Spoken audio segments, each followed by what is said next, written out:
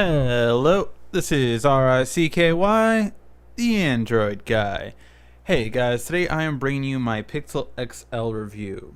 This is a really interesting review for me because I really come to realize that I love Google Nexus phones. I've always loved the Nexus phones. Probably the only one I didn't care for as much was the Nexus 6, not the 6P, but the Nexus 6 by Motorola.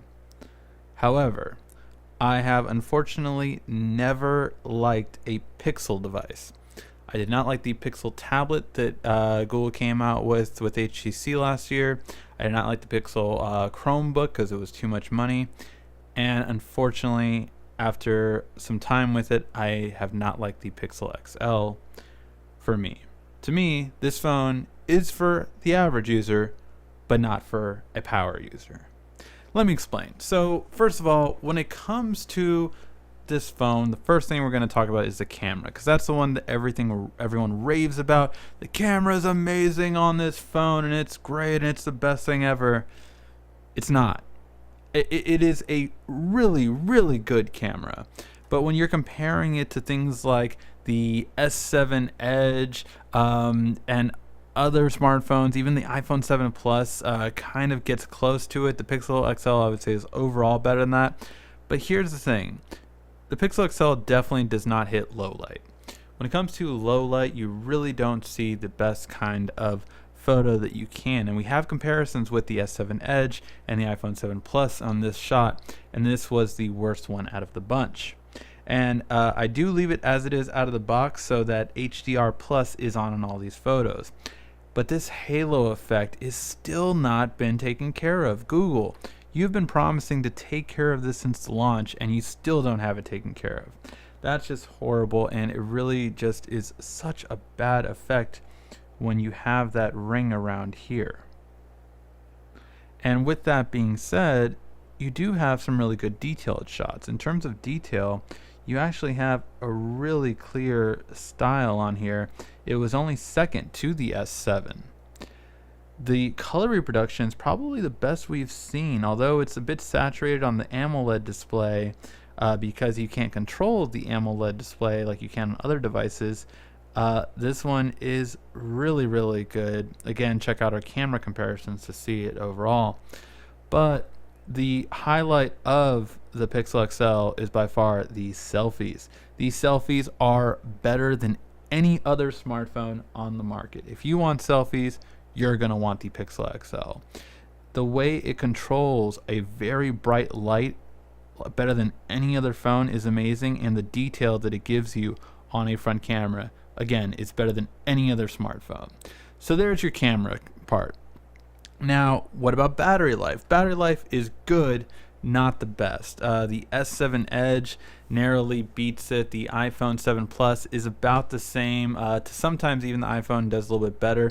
This phone does what the iPhone does well in, though, in terms of how it does great in battery life, is the standby time is superb. But when you're using it, it drains kind of quickly. And that's the same Achilles heel that the iPhone has. When you're using it, it drains quickly. When you're not, it's slower. Now, what do I mean by power usage then? Well, so the battery is not as good. That's definitely one thing. But really, this phone, although it moves very well, it completely obliterated split screen. Split screen on this phone is just probably the worst I've seen since Windows RT. It just really is bad that when you have an app open and then you have another app. First of all, on LG or on Samsung, you had multiple apps here. So you had like 8 apps to choose from instead of just your recent apps. If you wanted to open up another app that wasn't your recent app, you kind of have to move this away basically, or yeah, once you have 2 up, then you can move one up, and it's not fluid. It's just not fluid, and it needs to be. It needs to be a more fluid experience to be able to have it. Not only that, but although you can actually move it up and down vertically, you cannot at all horizontally. I cannot make one screen smaller and one screen bigger, and that's horrible. I mean, that is literally like Windows RT level, or there you go. So now I have that up on the side, so If I bring it back, now it will go all the way, and then you can make it full screen. It's not simplistic, and that's one thing that's really interesting. For the split screen to be so nerfed compared to LG, compared to Samsung, it had so much more potential than what Google gave us.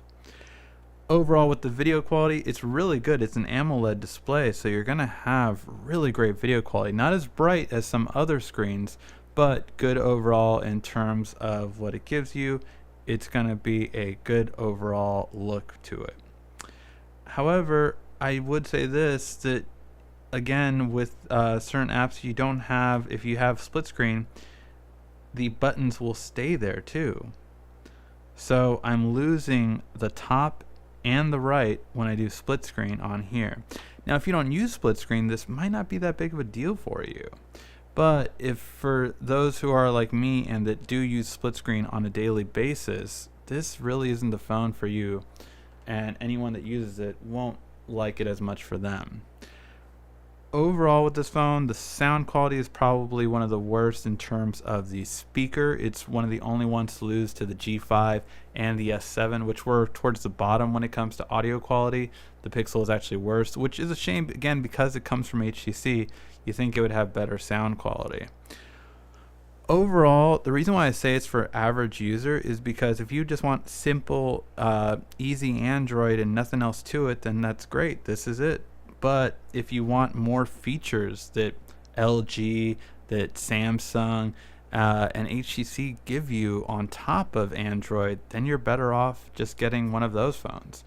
Especially because as a Pixel phone, it has the Achilles heel of a Pixel, and that is, it is overpriced. Every Pixel product that's come out, in my opinion, has not been priced correctly. It's been priced as a premium product, but really, when the other premium products offer more than you do, Google, you can't call yourself that. For instance, I don't have wireless charging on here, I don't have water resistance, and I don't have expandable memory. These are all things that at this price point we expect, but you don't provide. So that's what's really troublesome with this. The regular Pixel starts at $649, and the Pixel XL starts at $769. For $769, you are really competing with the best of the best smartphones, from iPhone 7 Plus to LG V20 to the Galaxy S7 Edge, and they all have more features than the Pixel XL does. So that's my big review for the Pixel XL. I think it's great for an average user, very simple, easy to use Android, but if you're getting it because it has Nougat, honestly, Nougat's nothing special. There's nothing really desirable about Nougat, especially because I am beta testing Nougat on other Android phones, and I actually wish I didn't have Nougat because it brings this awful split screen when other phones have better split screen. So yeah, I know I went on a little bit about split screen, and that is one of my major gripes, but for this price point with this battery life, and again, the camera not being fixed for low light, it really is something that I would hesitate to buy, simply because for the price, it's not worth it in my opinion. I would rather get a Pixel instead of a Pixel XL, get a OnePlus 3 or a OnePlus 3T, an Axon 7 for if you want more of a stock-like Android experience. And I would get an LG V20, a G5, a Samsung S7 Edge, or a HTC 10 over the Pixel XL for most consumers, just because for the price point you can get more with other manufacturers. Alright guys, hopefully you did like this video. Let me know, why did you get the Pixel if you did get it, and what is the best feature to you? Is it fast speed? Is it the fact that you have the latest version of Android? Have you fallen in love with the Google Assistant? For me, I love Google Assistant for my Google Home, but I don't need it on a phone, to be honest. Alright guys, I can't wait to hear your comments down below. Let me know what you think. This has been RICKY, the Android Guy.